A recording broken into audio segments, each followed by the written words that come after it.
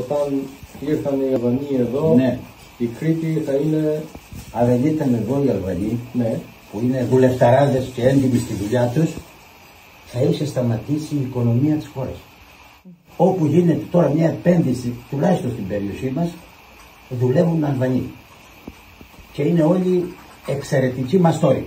Πάρα πολλούς Αλβανούς οι οποίοι είναι εντιμότατοι, είναι μαστόροι όλοι, και εάν δεν ήταν αυτοί, πραγματικά η οικονομία θα είχε σοβαρά προβλήματα. Όλες οι επενδύσεις που γίνονται τώρα στην περιοχή μας δουλεύουν εργαζόμενοι Αλβανοί, οι οποίοι, σας επαναλαμβάνω, είναι εντιμότατοι και όλοι καλοί μαστόροι.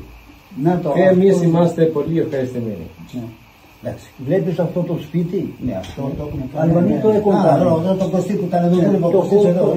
Όλα αυτό το σπίτι. Ήτανε παλιό, έπεσε Ναι. και το ξαναστήσαμε από την αρχή, ξέρει. Ναι.